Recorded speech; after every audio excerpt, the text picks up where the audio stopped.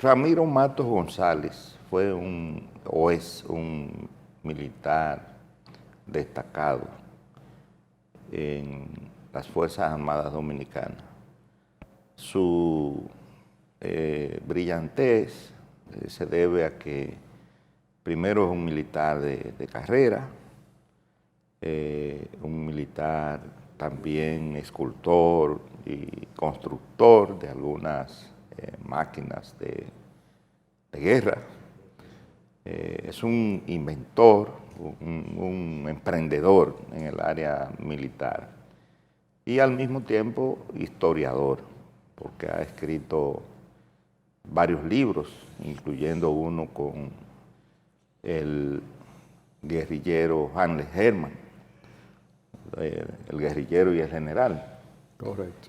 Y ellos establecen ahí un diálogo, es decir, el perseguido y el perseguidor en aquella invasión de Caracoles. Invasión no. ¿Sí, no? No, porque tú no puedes invadir tu propio país. En la expedición. La expedición. Ahora sí. Ah, bueno, muy bien. Entonces... Es buena la aclaración. La aclaración es buena. Pero algunos lo publican así. Sí. Para detractar. Sí, para detractar. Con fines despectivos, para Sí. invisibilizar la causa por la cual se genera ese tipo de acción. Muy bien. El hecho es que Ramiro Matos González fue admitido en la Academia Dominicana de la Historia en unas elecciones que han sido cuestionadas, pero que él también historiador y geógrafo y amigo nuestro, el respetado Rafael Emilio Yunen, en una carta que publicó, señala que al interior de esta academia hay dos corrientes, una corriente conservadora y otra corriente progresista, aunque él no lo diga con esa palabra, pero que hay dos corrientes y la corriente que primó o la que predomina es la conservadora, que fue la que admitió a Ramiro Matos González en la membresía de la Academia Dominicana de la Historia.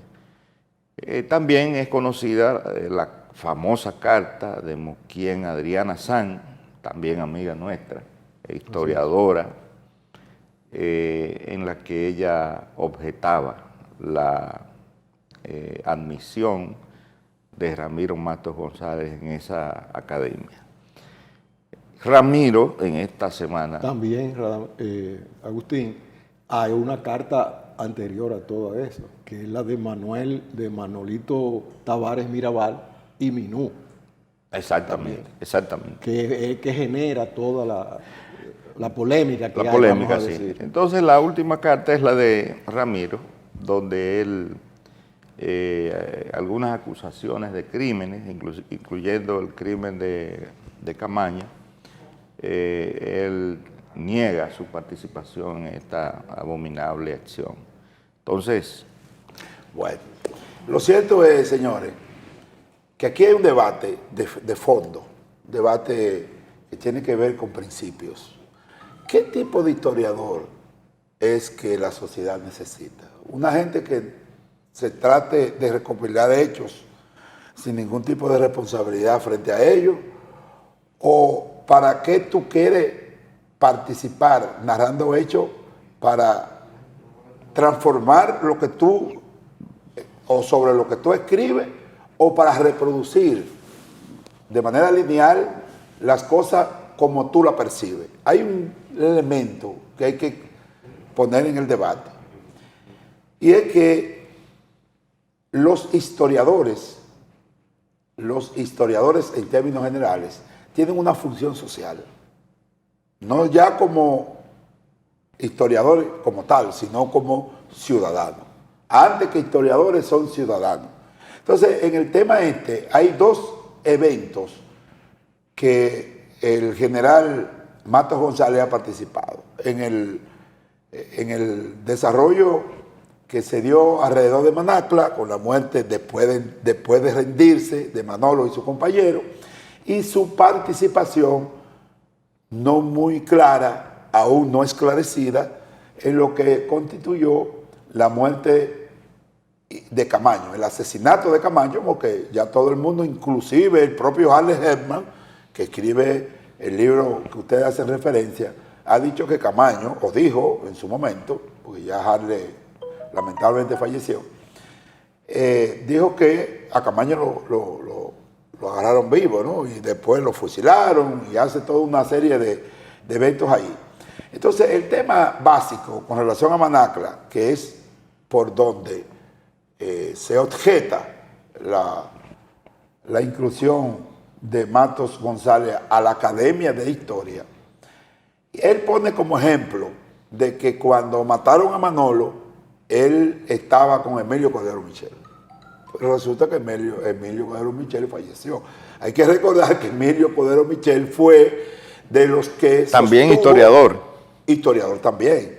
Y fue de los que sostuvo en la montaña con Manolo una discusión en torno a si se entregaban o no.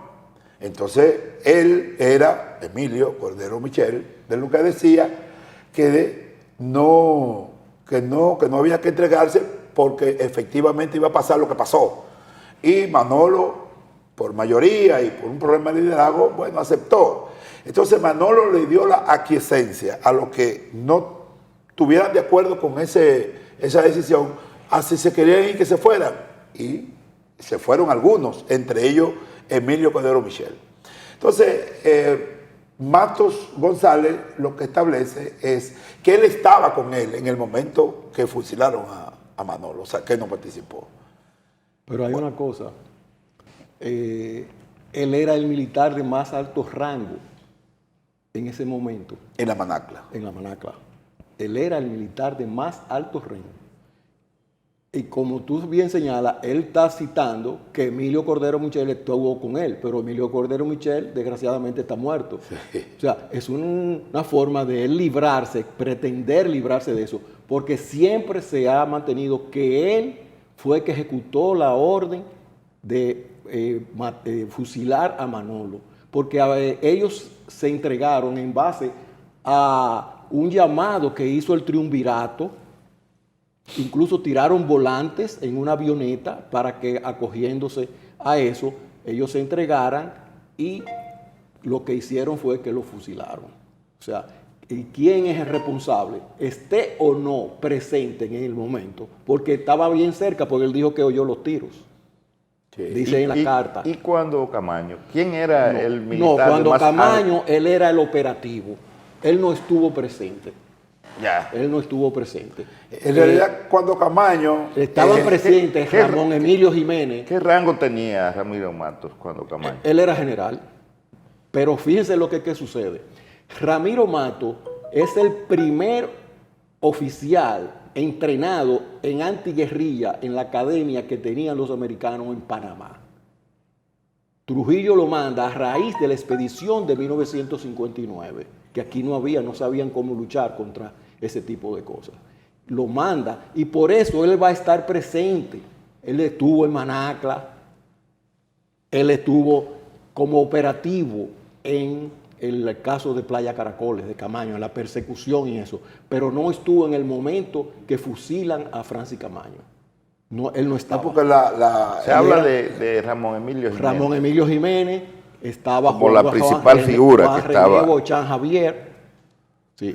Ramón Emilio fue el único, Jiménez fue el único que incluso de esos altos oficiales que habló con Camaño, porque eran viejos amigos contemporáneos que estuvieron juntos, porque Camaño era hijo de Fausto Camaño y Ramón Emilio Jiménez estuvieron juntos en una academia en Inglaterra, porque Camaño primero fue de la Marina y finalmente cayó en el ejército. Pero pues yo quiero puntualizar ahí, él se quiere librar de eso, pero en lo de caso de Manolo Tavares Justo, él era el militar de más alto rango y no puede alegar. O sea que la responsabilidad histórica recae sobre él en el fusilamiento de Manolo y los 8 compañeros. Correcto. Que resultaron como producto de su entrega a las autoridades, resultaron fusilados. Bien. Pasemos a otro tema también local. El tema del caso Calamar. ¿A ustedes les gustan los mariscos? Porque el Ministerio Público nos está brindando muchos mariscos, ¿verdad? Dicen que los restaurantes de que ya borraron en su menú el calamar o la tinta. Imagínense ustedes, el Ministerio Público, como brazo jurídico de la política criminal del Estado, investiga con todos sus peritos, investiga un caso. Ese caso, el mismo Ministerio Público lo declara complejo por la multiplicidad. Yo le pondría complejísimo. ¿Verdad que sí? Entonces, el caso en sí mismo es el más grande en términos de monto.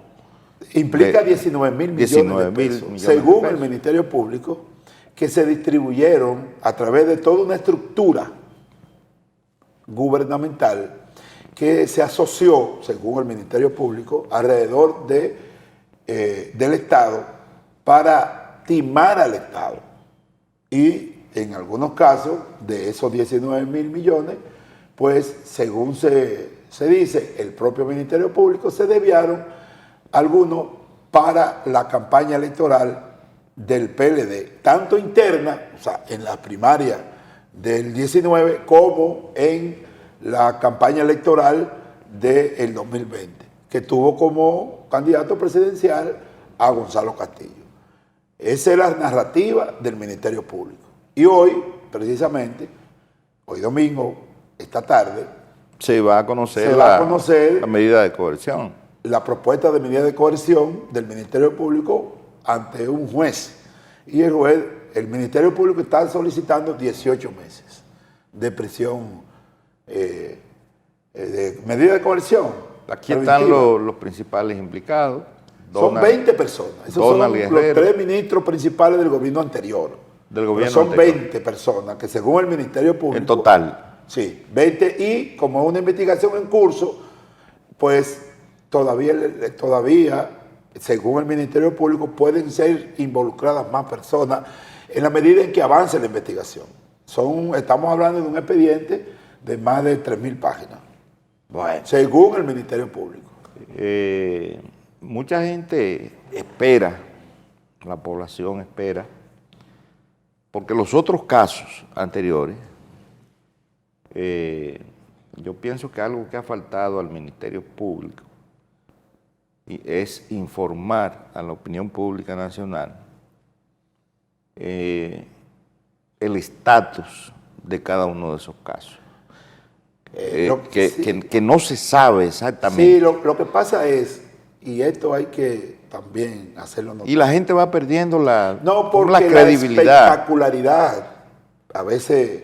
La gente lo ve como un teatro, como un montaje. Exactamente. O sea, a veces la espectacularidad sobre la base de la sobreactuación del Ministerio Público hace que la gente perciba que tal o cual persona lo introduzcan a la cárcel con motivo de culpabilidad. Y entonces toman como referencia para culpabilidad o no de los hechos que se le imputan, estar preso o no. Entonces, cuando se le cumple la medida de coerción de 18 meses, cuando por algún motivo un juez dice que suspende la prisión preventiva y la cambia por prisión domiciliaria, la gente entiende, percibe que esos casos se cayeron, y no es así. Claro, eso tiene que ver, reitero, con algunas actuaciones de espectacularidad del Ministerio Público, porque no hay necesidad de hacerlo. Eso es lo que yo entiendo. La lucha contra la corrupción, y yo creo que este Ministerio Público ha hecho un aporte interesante como precedente a la lucha contra la corrupción, es decir, la lucha que se tiene de utilizar la autoridad legalmente constituida para acumular fortuna a través de tráfico de influencia y de asociación de malhechores. Yo creo que ha sentado precedente, pero también hay que tener cuidado con la espectacularidad con que se hacen las cosas. Bien. Eso es parte también, por ejemplo, de la dominicanidad. Un caso... Porque fíjense en lo que yo he apreciado lo siguiente. En realidad, la forma es una manera de humillar a los encartados. O sea, ¿cuál es la expectativa del pueblo en sentido general? Que vayan a la cárcel. Entonces, que vayan y lo busquen a la casa, que sientan el rigor, que le están dando guineíto con salami de comida, para que ellos sepan a lo que ellos han, con el saqueo, el robo, a que han sometido al pueblo dominicano. Gente que estaban comiendo langosta. Exactamente. ¿Verdad? Claro, y calamares, ¿no? Y calamares. no contradigo lo que dice Luis Felipe, que hay que mantener, pero eso es parte. Como la humillación Tú que tienes- sometió Danilo y Jean Alain a doña Miriam. Por eso alguien dice, eso es retaliación. No, no es retaliación, pero oye, Pero Tú hay, tienes- hay un tema, que si el tema es el siguiente, eso podría moralmente ser correcto lo que tú estás planteando. Sin embargo, existe el tema de la juridificación de la persona en cuanto a respetarle sus propios derechos, aun cuando Claro. esa persona sea imputada. sí, porque no están condenados. No, Están no, condenados, hay una no, sentencia. o sea, tú no puedes dar la impresión de que esa persona ya está condenada. Por eso es que se le debe garantizar, y en efecto yo creo que en gran parte se le ha garantizado el derecho a la defensa. El derecho a la defensa implica respetarle Sus derechos. los Los derechos derechos de ellos, intrínsecos de una claro. persona que está imputada. Sí. ¿Tú ves? Uno de los casos que más decepción ha causado en la población dominicana y que hace que esa población tenga dudas de que realmente estos casos terminen en la condena y en la recuperación de los robados, fue el caso de Brecht. ¿Cuánto tiempo tiene sancochándose el caso de Brecht? 5 años. ¿Eh? 5 años. 5 años. Bueno, hay ahora un tema de que al cumplirse los 5 años y ellos no haber cumplido con los 184 millones, que ya se cae el acuerdo y ellos pueden ser motivo de Según han dicho, han pagado solamente 60 millones. sí, 60, de De los 184, que ellos pueden ser nuevamente requeridos judicialmente por el incumplimiento del acuerdo. Brevemente, porque se nos ha ido el tiempo, señores. La visita de Xi Jinping a Rusia. Bueno, nosotros comentábamos... Rusia China planteó antes de esa visita los famosos 12 puntos. Claro, para ¿verdad? la paz de Ucrania. Para la paz. ¿verdad? Sí, mira, lo que pasa es lo siguiente. Hay que estar presente de que el mundo camina hacia un reordenamiento de lo que son los poderes globales. Es decir, hay en ciernes un nuevo orden mundial que se está realizando. Que podríamos dividirlo entre Oriente y Occidente. Sí, pero podríamos dividirlo en términos políticos en Occidente y Oriente, pero en términos económicos podríamos dividirlo también entre los BRIC y los 8 países industrializados, lo cual Japón ahora mismo está presidiendo. El G7, que todavía El le G7, llaman que era G7. G7. Era G8, pero sacaban a Rusia, ¿no? Y es G7. Y fíjense, dentro de esos mecanismos de hegemonía económica y política, cuando Xi Jinping va a donde Putin, ¿para dónde coge el primer ministro japonés? Para Ucrania. Es decir, hay movimiento en el tablero, lo que significa que hay preocupación. Y Biden coge para Canadá. Y Biden, sí, pero en el caso de Biden, en Panamá, En Canadá. le precede un encuentro que sostuvo Biden, el mismo primer ministro de Canadá, y Ann Long, el de México, a principios de enero. Tiene que ver mucho con el tema de migración. Usted sabe que Estados Unidos tiene por el norte, a través de México, unas entradas, y por el sur lo tiene por Canadá. En el caso del Canadá, lo que se estaba dando era, yo hice esa travesía en un momento determinado de Nueva York a Montreal, a Canadá. Una travesía duré 24 horas en un autobús. Pero no es tan lejos. Claro. No, pero él hizo un autobús, no fue un avión. Ah, Claro. Entonces, ¿qué es lo que sucede? ¿Qué es lo que está sucediendo? Que por el flanco sur, lo que estaban era yéndose personas de Nicaragua, Haití, Cuba y Venezuela. Y dominicanos también, ¿eh? Pero esos eran los 4 países. ¿Por qué esos 4 países los menciona? Porque porque Canadá y Estados Unidos le daban estatus de refugiado por cuestiones políticas a esos 4 países. Entonces, una vez lo declaraban por la franja sur de la frontera de Estados Unidos con Canadá, se declaraban refugiados, los canadienses le daban un estatus legal y ellos, para esperar ese estatus legal, entonces podían permanecer durante 15 días en territorio norteamericano. Entonces, bajo el criterio de esta reunión, lo que se hizo fue anular ese procedimiento y reconocer de que efectivamente debían de reorientar la política migratoria del lado sur, y entonces se acordó paralizar el asunto de la homologación de los refugiados de esos 4 países y en cambio, de parte de Canadá, reconocer que ellos pueden aceptar en su país 15,000 personas, no como refugiados, sino por cuestiones de consideración. Señores, vamos a la pausa porque el tiempo se nos ha agotado sí, hablando, sí, ¿verdad? en esta sección.